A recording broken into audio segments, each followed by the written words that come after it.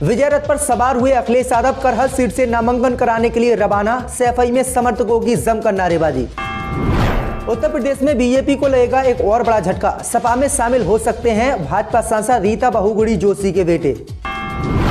कांग्रेस ने कल्याणपुर से विकास दुबे कांड में मारे गए अमर दुबे की सास को बनाया प्रत्याशी। आजम खान के बेटे अब्दुल्ला आजम खान का नामांकन स्वीकार, पत्नी का पर्चा निरस्त। योगी के 2 मंत्रियों ने जयंत चौधरी की जमकर की तारीफ, कहा वे आए तो एक और एक हो जाएंगे 11।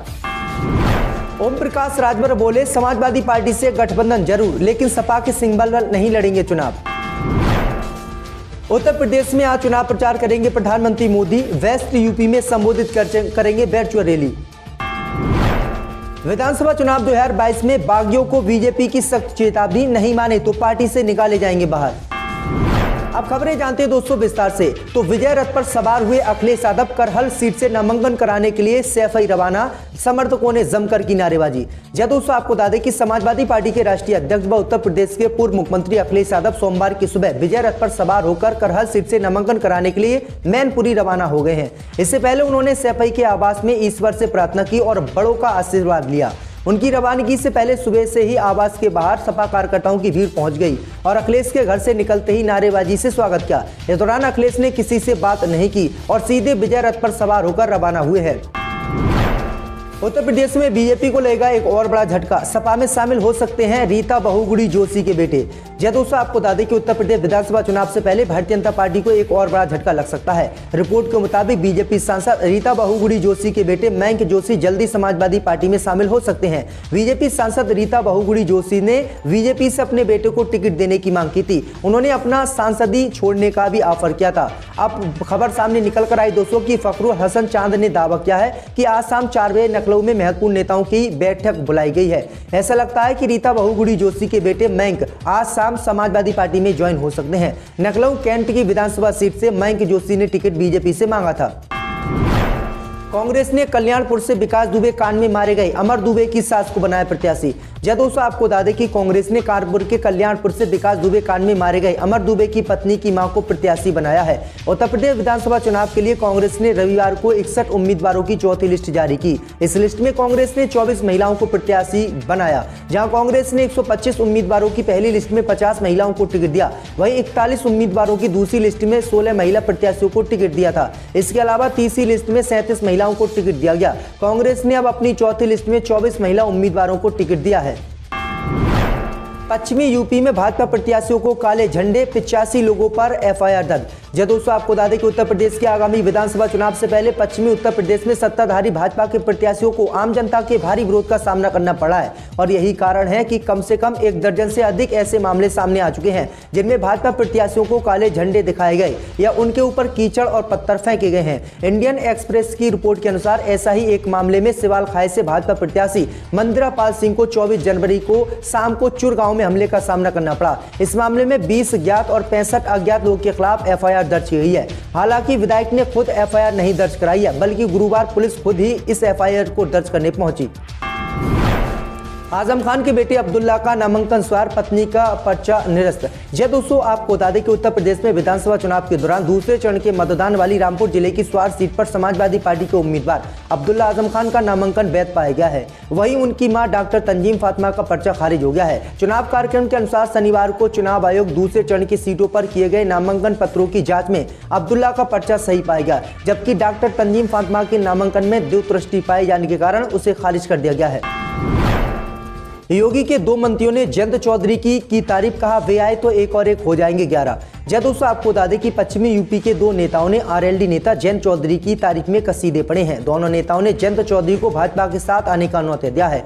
योगी सरकार में मंत्री कपिल देव अग्रवाल और सुरेश राणा ने जयंत चौधरी की तारीफ करते हुए कहा कि अगर वे साथ आते हैं तो एक और एक मिलकर 11 हो जाएंगे। गन्ना मंत्री सुरेश राणा ने जयंत की तारीफ करते हुए उन्हें जनाधार वाला नेता बताया। वहीं कपिल देव अग्रवाल ने कहा कि अगर वह आए तो काफी अच्छा है, अगर वह आज भी आ जाए तो आज भी उनका बीजेपी में स्वागत है। हमारी ताकत एक और एक 11 हो जाएगी। उनके आने से हमारी स्थिति और मजबूत होगी। अगर वह आते हैं तो हम उनका स्वागत करेंगे। इलाहाबाद हाई कोर्ट की लखनऊ बेंच ने सहायक शिक्षा में रिजर्व कैटेगरी के 6800 पदों पर भर्ती पर लगाई रोक। जब दोस्तों आपको बता दें कि इलाहाबाद हाईकोर्ट की लखनऊ बेंच ने शनिवार को सुनवाई के बाद सहायक शिक्षा भर्ती में आरक्षित वर्ग के 6,800 पदों पर भर्ती पर रोक लगा दी है।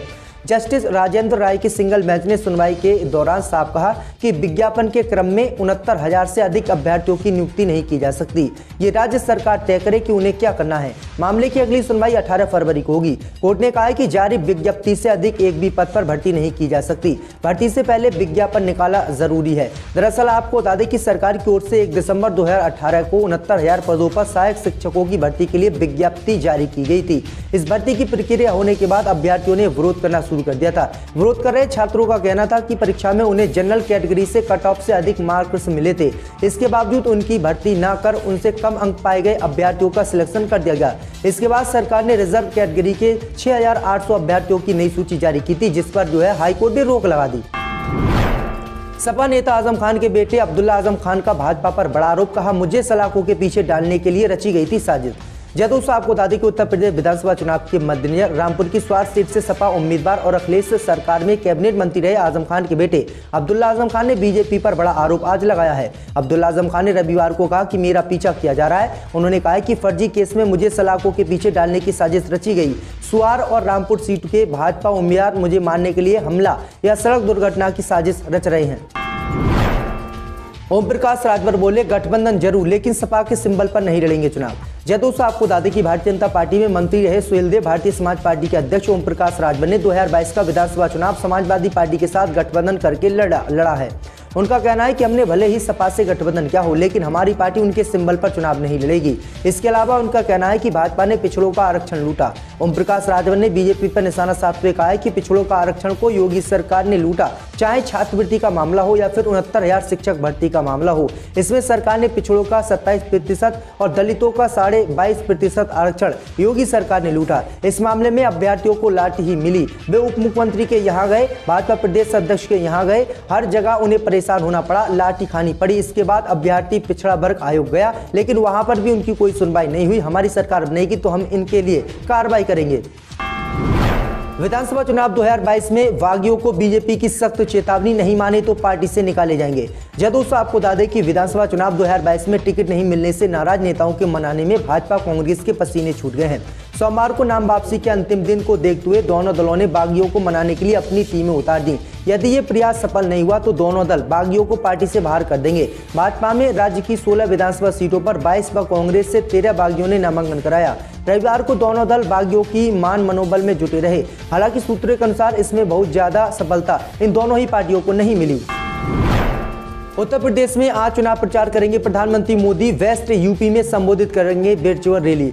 दोस्तों आपको बता दें कि उत्तर प्रदेश के विधानसभा चुनाव 2022 में भारतीय जनता पार्टी के स्टार प्रचारक प्रधानमंत्री मोदी आज प्रचार अभियान की कमान उत्तर प्रदेश में संभालेंगे। प्रधानमंत्री मोदी वर्चुअल रैली करेंगे, जिसके प्रभाव में 5 जिलों के 21 विधानसभा क्षेत्र रहेंगे।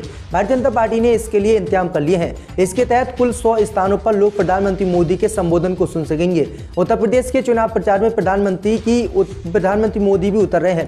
प्रदेश में 10 फरवरी को होने वाले पहले चरण के मतदान से पहले प्रधानमंत्री मोदी 31 को एक वर्चुअल रैली को संबोधित करेंगे। प्रधानमंत्री मोदी की रैली प्रदेश के 5 जिलों बागपत, शामली, मुजफ्फरनगर, सहारनपुर और गौतम बुद्ध नगर को कवर करेगी। इसमें 31 विधानसभा क्षेत्र शामिल है। निर्वाचन आयोग के दिशा निर्देश को ध्यान में रखते हुए इस रैली का आयोजन इस तरह किया जाएगा कि 100 स्थानों पर लोग प्रधानमंत्री का भाषण सुनेंगे। हर स्थान पर 500 लोग जुटेंगे। इस तरह रैली के दौरान 50,000 लोगों की प्रत्यक्ष उपस्थिति होगी। रैली के लिए LED स्क्रीन लगाए जाएंगे और प्रचार वाहनों को भेजा जाएगा ताकि लोग प्रधानमंत्री मोदी का भाषण सुन सके। मेरठ में भाजपा के मंत्री विधायक पर आरोप लगाकर दरोगा अजीत भड़ाना ने दिया भरी सभा में इस्तीफा। दोस्तों आपको बता दें कि मेरठ के मवाना में वन विभाग के दरोगा अजीत भड़ाना ने रविवार को हस्तिनापुर से सपा प्रत्याशी योगेश वर्मा की सभा में जाकर कहा कि बीजेपी सरकार में गुर्जरों के लिए खतरा है। अजीत ने नौकरी से इस्तीफा देने की बात कहते हुए आरोप लगाया कि एक मंत्री और एक चर्चित विधायक धमकी मुझे देते हैं। हस्तिनापुर विधानसभा सीट के कदीमपुर गांव में रविवार को सपा प्रत्याशी योगेश वर्मा का कार्यक्रम था। इसमें बुलंदशहर में तैनात वन दरोगा अजीत भड़ाना भी पहुंच गए। अजीत ने माइक लिया और भाजपा पर तीखा हमला करते हुए एक कागज निकालकर सपा के कार्यकर्ता से पढ़ने को कहा और कहा कि मैं बीजेपी से बहुत परेशान हूं, इसलिए मैं अपनी नौकरी से इस्तीफा देता हूं। समाजवादी पार्टी ही गुर्जरों का भला कर सकती है, बीजेपी से गुर्जरों को खतरा है। दिल्ली, यूपी समेत उत्तर भारत के राज्य में इस डेट तक पड़ेगी कड़ाके की ठंड। जाने मौसम का अपडेट। यह दोस्तों आपको बता दें कि उत्तर भारत के कई राज्यों में पिछले कुछ दिनों से कड़ाके की ठंड पड़ रही है। उत्तर प्रदेश, बिहार, दिल्ली, उत्तराखंड समेत कई राज्य ठिठुरन भरी सर्दी से बेहाल हैं।